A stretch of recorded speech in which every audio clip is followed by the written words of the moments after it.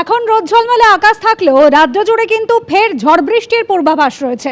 পশ্চিমবঙ্গ থেকে তেলেঙ্গানা পর্যন্ত কিন্তু বিস্তৃত রয়েছে নিম্নচাপ অক্ষরেখা, যার জেরে রাজ্যের বিভিন্ন জেলায় কিন্তু ঝড় বৃষ্টি হতে পারে। এমনই পূর্বাভাস আলিপুর আবহাওয়া দপ্তরের। হুগলি, বর্ধমান, বীরভূম, পশ্চিম মেদিনীপুর, ঝাড়গ্রাম, পুরুলিয়া এবং বাঁকুড়ায় আজ বৃষ্টির সম্ভাবনা। উত্তরবঙ্গের 5 জেলাতেই ঝড় বৃষ্টির সম্ভাবনা রয়েছে। কাল থেকে দুর্যোগ বাড়তে পারে জানিয়েছে আবহাওয়া দপ্তর। আর যার ফলে এক ধাক্কায় অনেকটাই কমেছে কলকাতার তাপমাত্রা। আজ কলকাতায় সর্বনিম্ন তাপমাত্রা 22.7 ডিগ্রি সেলসিয়াস, যা স্বাভাবিকের থেকে প্রায় 2.5 ডিগ্রি কম।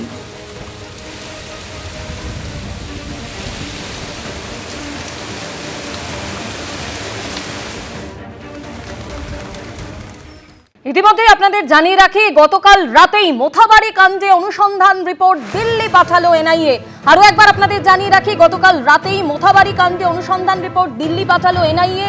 মোথাবাড়ি কাণ্ডে তদন্তকারী এনআইএ টিমের প্রধান আইজি সোনিয়া সিং তিনি নয়াদিল্লি গেছেন এবং আপনারা জানেন যে আজই মোথাবাড়ির ঘটনায় সুপ্রিম কোর্টে রিপোর্ট দেবে এনআইএ এবং ইতিমধ্যেই যেমনটা জানা যাচ্ছে গতকাল রাতেই মোথাবাড়ি কাণ্ডে অনুসন্ধান রিপোর্ট দিল্লি পাঠালো এনআইএ। আমাদের প্রতিনিধি আবির দত্ত আমাদের সঙ্গে রয়েছেন। আবির, ইতিমধ্যেই সেই রিপোর্ট মোথাবাড়ি কাণ্ডের অনুসন্ধান রিপোর্ট দিল্লি পাঠিয়ে দিয়েছে এনআইএ। গুরুত্বপূর্ণ বিষয়, এনআইএ কি পাঠালো? দেখো, যেটা জানা যাচ্ছে এনআইএ সূত্র থেকে যে গত কয়েকদিন ধরে মোথাবাড়ি এবং সংলগ্ন অঞ্চলে তাদের বিভিন্ন ছোট ছোট টিমে ভাগ হয়ে যে অনুসন্ধানের জন্য যে তথ্য প্রমাণ সংগ্রহের প্রক্রিয়া তারা চালিয়েছে, সেই প্রক্রিয়া চালানোর পর গতকাল রাত্রিবেলা বিডিও অফিসে প্রায় 40 জন বিএলওকে ডাকা হয়েছিল মোথাবাড়িরই, তার মধ্যে 22 জন, যে মোথাবাড়ির 22 জন বিএলওদের কাছ থেকে জিজ্ঞাসাবাদের সঙ্গে সঙ্গে বেশ কিছু নথিও তারা কপি নিয়েছেন।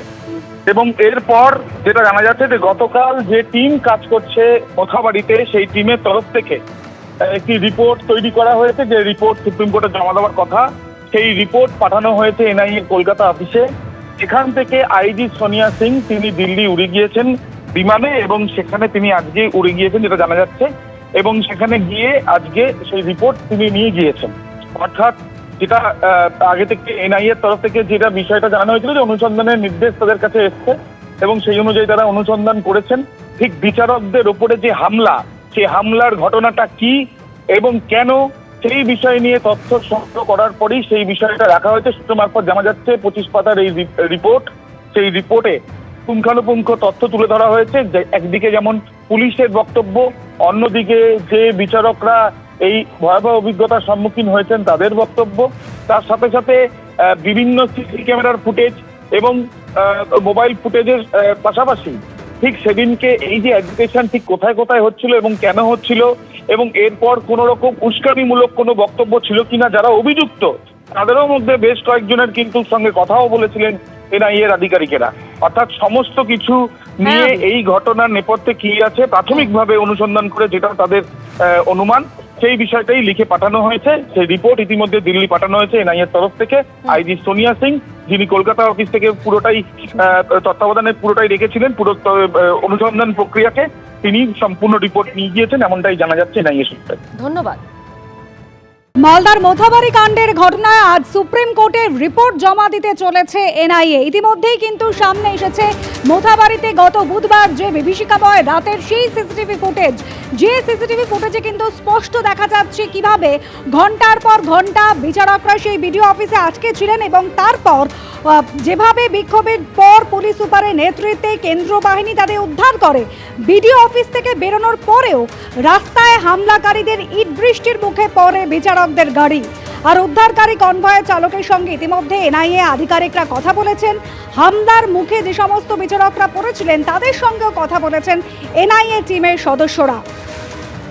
যেভাবে গত বুধবার বিক্ষোভের জেরে বিডিও অফিসে বন্দী থাকতে হয়েছিল জুডিশিয়াল অফিসারদের, এরপর এনআইএর হাতে যায় তদন্তের দায়িত্ব এবং ইতিমধ্যেই তদন্ত হাতে নিয়েছেন এনআইএ আধিকারিকরা। সুপ্রিম কোর্টের নির্দেশ ছিল আজই কিন্তু এই ঘটনায় সুপ্রিম কোর্টে রিপোর্ট জমা দেওয়ার কথা এনআইএর।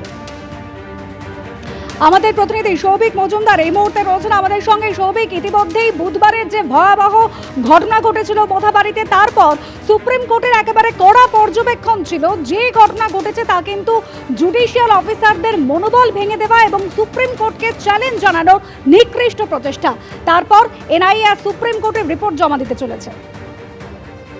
দেখো, তুমি জানো যে সুপ্রিম কোর্টের নির্দেশ ছিল যে জাতীয় নির্বাচন কমিশন তারা ঠিক করবে যে কোন তদন্তকারী সংস্থাকে এই মামলার ভার তারা দেবেন। জাতীয় নির্বাচন কমিশন মনে করলে এই মামলার ভার সিবিআই কেও দিতে পারতেন বা এই মামলার ভার এনআইএ কেও দিতে পারতেন। তারপরে আমরা দেখলাম যে জাতীয় নির্বাচন কমিশনের তরফ থেকে সেই দিনই ঠিক করা হলো যে এই মামলার ক্ষেত্রে তারা তদন্তভার এনআইএ কে দেবেন, এবং তারপরে আমরা দেখলাম যে এনআইএ কিন্তু অত্যন্ত দ্রুত পদক্ষেপ করলো এবং এই তদন্তভার হাতে পাওয়ার সঙ্গে সঙ্গেই তারা কিন্তু সেখানে অর্থাৎ ঘটনাস্থলে গিয়ে তারা উপস্থিত হলেন। এবং তারপরে আমরা যেটা দেখলাম যে ইতিমধ্যেই বিচারকদের সঙ্গেও তারা কিন্তু কথাবার্তা বলেছেন, অর্থাৎ প্রাথমিক পর্যায়ের যে একটা অনুসন্ধানের কাজ, সেই কাজ তারা কিন্তু ইতিমধ্যে করছেন বা করেছেন। এবং তুমি জানো যে সুপ্রিম কোর্টের বক্তব্য ছিল যে এই যে অনুসন্ধান বা প্রাথমিক অনুসন্ধান, সেখান থেকে যা ফলাফল বেরিয়ে আসবে সেই রিপোর্ট কিন্তু সরাসরি সুপ্রিম কোর্টের কাছে পেশ করতে হবে। অর্থাৎ সুপ্রিম কোর্টই কিন্তু এখন থেকে এই মামলার মনিটরিং করবেন। অর্থাৎ মোথাবাড়িতে যে ঘটনা ঘটেছে, সেদিনকে যা ঘটনা ঘটেছে তার গোটাটাই কিন্তু এখন থেকে সুপ্রিম কোর্ট দেখবে এবং সেই মর্মেই সুপ্রিম কোর্ট নির্দেশ দিয়েছিল। ফলে এখন যেটা মনে করা হচ্ছে যে যেহেতু প্রাথমিক অনুসন্ধান একটা পর্যায় পর্যন্ত এগিয়েছে, তাই এই মামলার যখন আজকে মূল এসআইআর মামলার শুনানি হবে, সেই সময়ই এই মামলারও কিন্তু আজকে যে রিপোর্ট আছে সেটা কিন্তু আজকে সুপ্রিম কোর্টের কাছে পেশ করা হবে। ফলে সব মিলিয়ে এনআইএ এর তরফ থেকে এই রিপোর্ট পেশ করা হলে তারপরই স্পষ্ট হবে যে এনআইএ এর যারা আধিকারিক আছেন তারা এখনো পর্যন্ত মোথাবাড়ি কাণ্ডে তারা কি কি হাতে পেয়েছেন, কি কি তথ্য প্রমাণ পেয়েছেন, সেই বিষয়টা স্পষ্ট হবে। তার পাশাপাশি তোমার মনে থাকবে যে এই মামলার ক্ষেত্রে খুব স্পষ্ট করে সুপ্রিম কোর্টের তরফ থেকে বলা হয়েছিল যে এই রাজ্যের ক্ষেত্রেই একমাত্র যে সমস্ত কিছু নিয়ে যে রাজনীতিকরণ সেটা কিন্তু এ রাজ্যে হয় এবং সেটা কিন্তু সুপ্রিম কোর্টের নির্দেশ মানার ক্ষেত্রে হয়। এবং এক্ষেত্রে এটাও খুব স্পষ্ট করে বলা হয়েছিল যে এটা পশ্চিমবঙ্গ হলো সব থেকে বেশি পোলারাইজড একটা রাজ্য বা স্টেট।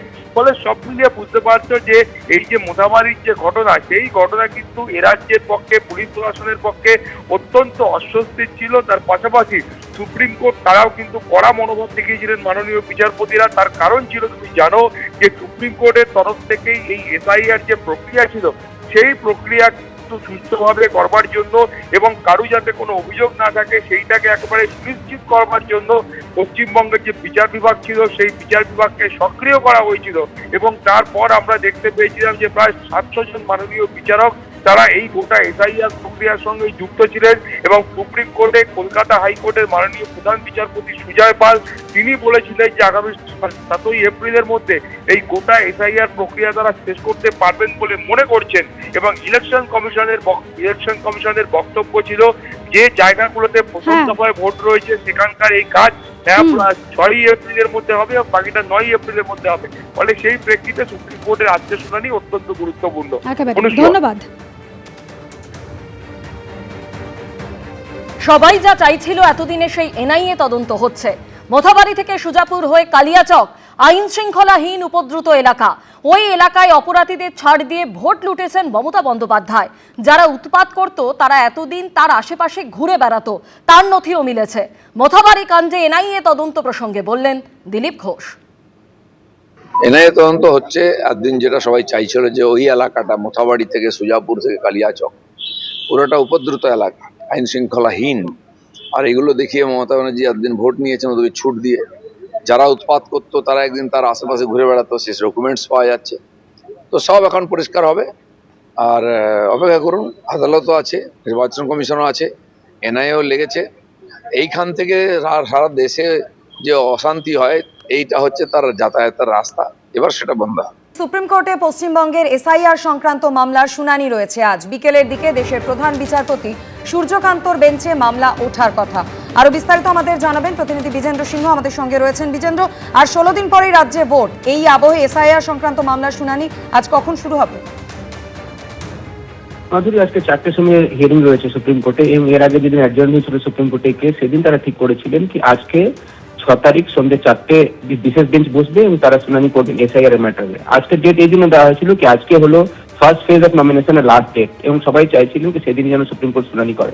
এখানে সব থেকে বড় প্রশ্ন হচ্ছে কি যেটা অ্যাডজুডিকেশনের জন্য 60 লক্ষের নাম ছিল, সেটা তো সুপ্রিম কোর্ট বলেছিল কি যেটা ফার্স্ট ফেজে ভোটগুলো রয়েছে জুডিশিয়াল অফিসাররা যেন প্রথমেই সেটাকে ক্লিয়ার করে দেন এবং সেটা খুব সম্ভবত আজকে সন্ধ্যে অব্দি ক্লিয়ারও হয়ে যাবে। তার কারণ হচ্ছে কি যেদিন লাস্ট ডেট অফ নমিনেশন হয় সেদিন ভোটার লিস্ট ফ্রিজ হয়ে যায় ইলেকশন কমিশনের নিয়ম অনুযায়ী। সেক্ষেত্রে এই যারা ভোটার হবেন তারা ভোটার লিস্টের নাম উঠে যাবে, এটাই মনোভাব ছিল সুপ্রিম কোর্টের। কিন্তু তার সঙ্গে সঙ্গে এই প্রশ্ন রয়েছে কি যাদের নাম বাদ গেছে তারা এখন কি করবেন? তারা ট্রাইব্যুনালে যাচ্ছেন, ট্রাইব্যুনাল এখন অর্ডার দেবে, তারপরে তাদের নাম ভোটার তালিকায় আসবে কি আসবে না সেটা ট্রাইব্যুনালের উপর নির্ভর করছে। সেক্ষেত্রে তারা কি এই ভোটে অংশ নিতে পারবেন যদি আজকে ভোটার লিস্ট ফ্রিজ হয়ে যায়? এই প্রশ্নের জবাব আজকে আমরা সুপ্রিম কোর্টে পাবো, কেন কি সুপ্রিম কোর্ট একটা ইঙ্গিত দিয়েছিল এর আগে হিয়ারিং এর দিন যে হয়তো তারা এই ভোটে অংশ নিতে পারবেন না যাদের অ্যাডজুডিকেশন তাদের পক্ষে হয়নি, যাদের নাম ডিলিট হয়ে গেছে এবং যাদের কেস পেন্ডিং রয়েছে ট্রাইব্যুনালে। ট্রাইব্যুনাল হয়তো সময় লাগাবে তাদের অর্ডার দিতে, সেক্ষেত্রে হয়তো ইলেকশন তখন পার হয়ে যাবে। তো এই ইলেকশনে তারা অংশ নিতে পারবেন না, কিন্তু পরবর্তী ইলেকশনগুলোতে তারা অংশ নিতে পারবেন, এটা সুপ্রিম কোর্টের একটা ইঙ্গিত ছিল। তবে আনুষ্ঠানিকভাবে আজকে রিপোর্ট সুপ্রিম কোর্ট কি বলছে সেটা দেখতে হবে। আরো একটা উদাহরণ দিয়ে যদি আমি বলি মাধুরী, সেটা হলো রাতুয়া 48 নম্বর বিধানসভা কেন্দ্র, সেখানে কংগ্রেস প্রার্থী করেছে মোহাম্মদ মুতাইবুর আলমকে। তার নাম গত শুক্রবার ডিলিট হয়ে গেছে। এখন তিনি যদি ভোটারই না হন তাহলে তিনি প্রার্থী কি হবেন? আজকে 3টে অব্দি নমিনেশনের লাস্ট ডেট রয়েছে ফার্স্ট ফেজের এবং তার আইনজীবী এখন সুপ্রিম কোর্টের দ্বারস্থ হয়েছেন কি যদি সুপ্রিম কোর্টের আগে নির্দেশও দিয়েছিল যে প্রার্থীদের নাম যেন আগে ক্লিয়ার করে দেওয়া হয় এডুকেশনে, তার নাম ডিলিট হয়ে গেছে শুক্রবার। এখন ট্রাইব্যুনালে যাওয়ারও সময় নেই তার, আজকে 3টে সময় অব্দি নমিনেশনের টাইম রয়েছে। একটা ক্যান্ডিডেটের এর আগে আমরা দেখেছি ফারাক্কার নাম ক্লিয়ার হয়েছে গতকাল, যিনি আজকে নমিনেশন ফাইল করবেন কংগ্রেসের, সেটা সুপ্রিম কোর্টের অর্ডারের পরে হয়েছিল। কিন্তু আরো একজন কংগ্রেসের প্রার্থী আজকে সুপ্রিম কোর্টের দ্বারস্থ হয়েছে রাতুয়া থেকে কংগ্রেসের প্রার্থী মোহাম্মদ মুতাইবুর আলম। তার নাম গত শুক্রবার ডিলিট হয়ে গেছে অ্যাডজুডিকেশনে, এখন তিনি ভোটার লিস্টে নয়। সেক্ষেত্রে যদি ভোটারই না হন তাহলে তিনি নমিনেশন করে ফাইল করবেন। এটা নিয়ে তারা আজকে সুপ্রিম কোর্টে আসছেন, এখন দেখতে হবে সুপ্রিম কোর্ট তার ক্ষেত্রে কি নির্দেশ দেয়। ধন্যবাদ বিজেন্দ্র। এবিপি আনন্দ এগিয়ে থাকে, এগিয়ে রাখে।